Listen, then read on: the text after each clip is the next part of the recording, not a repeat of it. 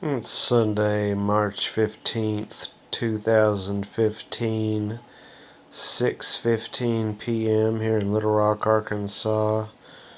Reading first series Commentaries on Living by Krishnamurti.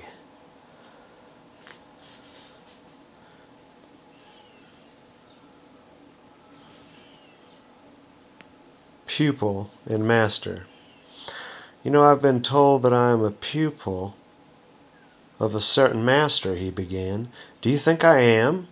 I really want to know what you think of this. I belong to a society of which you know, and the outer heads who represent the inner leaders or masters have told me that because of my work for the society, I have been made a pupil. I have been told that I have an opportunity to become a first-degree initiate in this life. He took all this very seriously, and we talked at some length. Reward in any form is extremely gratifying, especially a so-called spiritual reward when one is somewhat indifferent to the honors of the world, or when one is not very successful in this world. It is very gratifying to belong to a group, especially chosen by someone who is supposed to be a highly advanced spiritual being, for then one is part of a team working for a great idea, and naturally one must be rewarded for one's obedience and for the sacrifices one has made for the cause. If it is not a reward in that sense, it is a recognition of one's spiritual advancement, or as in a well-run organization, one's efficiency is acknowledged in order to stimulate one to do better. In a world where success is worshipped, this kind of self-advancement is understood and encouraged, but to be told by another that you are a pupil of a master, or to think that you are, obviously leads to many ugly forms of exploitation. Unfortunately, both the exploiter and the exploited feel elated in their mutual relationship. This expanding self-gratification is considered spiritual advancement, and it becomes especially ugly and brutal when you have intermediaries between the pupil and the master. When the master is in a different country or is otherwise inaccessible, and you are not in direct physical contact with them, this inaccessibility and the lack of direct contact opens the door to self-deception and to grand but childish illusions, and these illusions are exploited by the cunning by those who are after glory and power.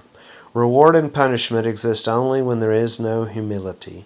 Humility is not an end result of spiritual practices and denials. Humility is not an achievement. It is not a virtue to be cultivated. A virtue that is cultivated ceases to be a virtue, for that it is merely another form of achievement, a record to be made. A cultivated virtue is not the abnegation of the self, but a negative assertion of the self. Humility is unaware of the division of the superior and the inferior, of the master and the pupil. As long as there is a division between the master and the pupil, between reality and yourself, understanding is not possible.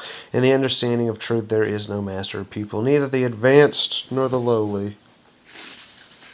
Truth is the understanding of what is from moment to moment, without the burden or the residue of the past moment.